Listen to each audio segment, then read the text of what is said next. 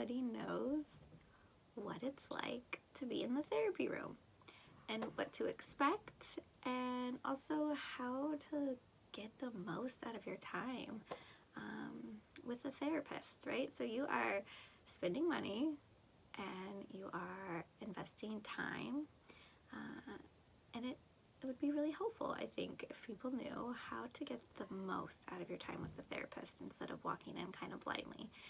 And there are all different type styles and approaches therapists use. My dog is totally messing with this right now. And you know, for myself, I'll just kind of just speak for myself, but I'm pretty, I had someone once call me the no-nonsense therapist, which I really liked. But I like to make sure we have some sort of plan, and I like to be really clear what I expect and what it's going to take and how we're going to set up sessions. So for me, I work from the Gottman method of couples therapy, which really informs how I set up the first 4 sessions. And so when we meet for the first time, it is typically over the phone. I'll do a 15-minute phone consultation. I really like to do that with everybody. I don't like to get into a session with a client I've never spoken to, because it's important for me that you're a good fit for me too. I have kind of a specific clientele that I like to work with, and I want to be sure that you're going to get the best care, and not always am I going to be the right fit. And you know, let you know real clearly what my hours are, that I don't deviate from those, what my schedule is, and if that's going to work. So that would, and in that 15-minute consultation is where I break down how I work with you. And so the way that I work is I see the two of you together as a couple for the first session, and that's intake. I am getting to know you as a couple. I am learning your story. There is so much to be learned as a therapist about how you tell your story. What is your story? It might not always be, you know, that story that you're excited to tell people. Often couples come to me that formed through an affair. So for them, their story doesn't feel like romantic, but there's still a story. And they're coming into me, not to get judgment, but to get help. And so whatever that story is, I like to learn about it. For me, it's more about how you tell it than what's in it, if that makes sense. So if you tell it with smiles and laughter and memories that just kind of flood, like you can feel the flooding coming back in the room, that's a good sign. You know, you're not retelling history. When you come in and there hasn't been a lot of good, at least that's not what's being told. You know, someone's often kind of saying, yeah, well, there wasn't this and there wasn't this, and it's more told in a negative light. Really informative. I kind of know from session 1 what I'm starting to deal with and what I'm looking at. After that, I do an individual session with each member of the couple. And again, more intake. And this is for me to learn more about where you come from individually. What's your family of origin? What is your, you know, trying to get to maybe what your attachment style with your primary caregivers were. Did you grow up in a house with abuse? Did you grow up in a house with drug and alcohol? Did you grow up in a house where your parents barely spoke? Did you grow up in a house where your parents yelled all the time? Did you grow up in the Leave It to Beaver house, which is also awesome? And maybe there was zero fighting, but there was still problems. Again, very informative. I also get a chance to just be alone with you and ask some questions around, like, what are the ways in which you're showing up that might not be healthy for the relationship, right? What's your secondary gain? What are you getting out of keeping this relationship dysfunctional? Because that's going to be called into question and asked. I'm going to ask you to change that, and that's where the change is going to be hard. Then I'm going to see you together again as a couple, and from then on out, it's typically couples work. And at that point, I've also sent you a questionnaire online. So I have a ton of information about you as a couple, you individually, what are your goals? I learn about that. And so I have a better roadmap, right? Like I know where you struggle, right? Usually it's conflict. There's a lot of conflict management that needs some help. Sometimes it's our foundational level is struggling. We're in roommate syndrome. fights are getting escalated quickly. There's not a lot of intimacy. So we have an idea. Here's what we're going to really work on.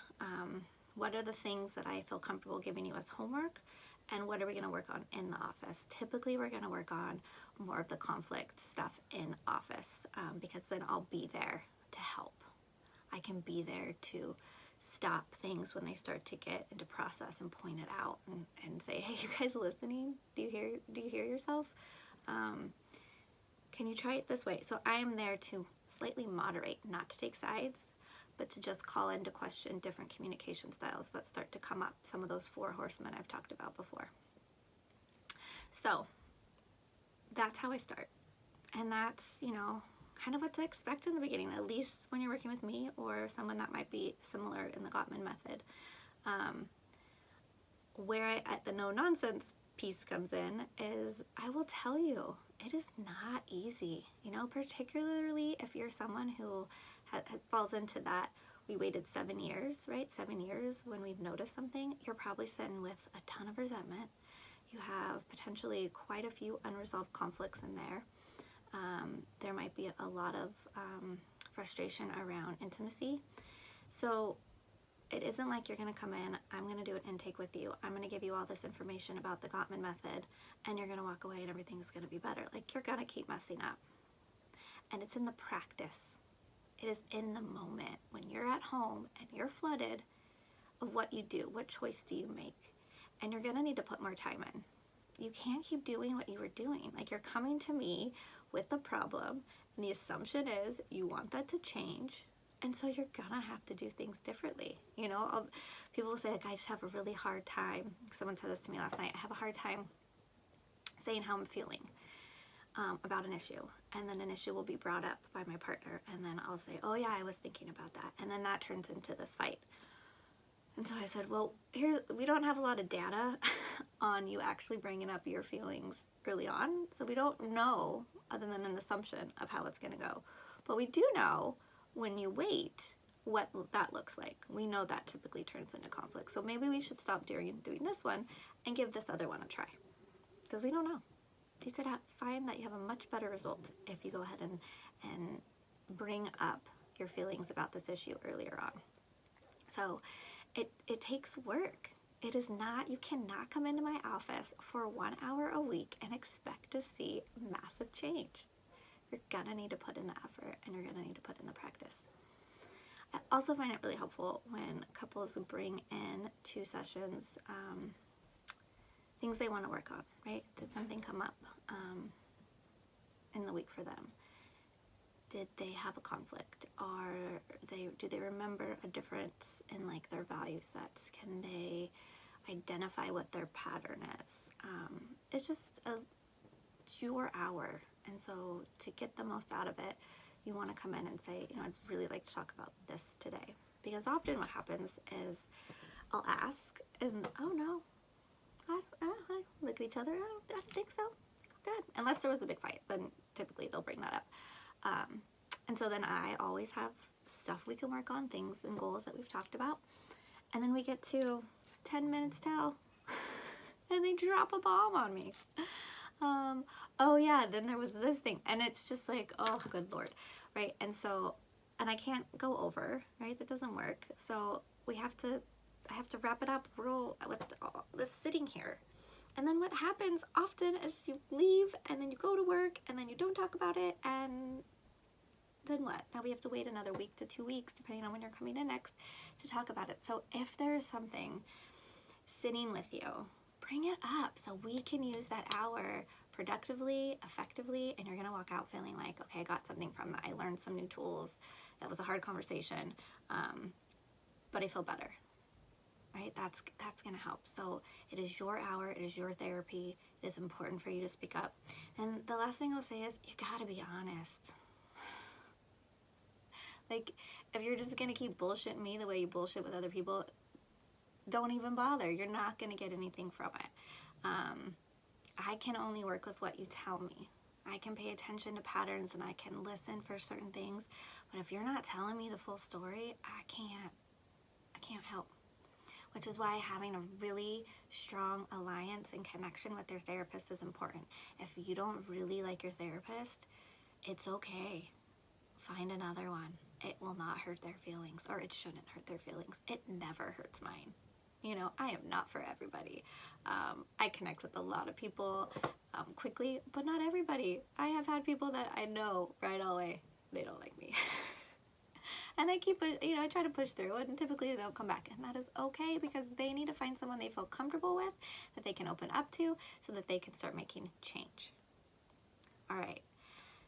I'm sure that there's more, but that's a good start. Maybe that will make you feel a little bit more comfortable when reaching out to a therapist, and know that there are options, and that you can have phone conversations with multiple ones, ask them the questions you want to know, but know a lot of it too once you get in the room and you start to build that connection. I have some very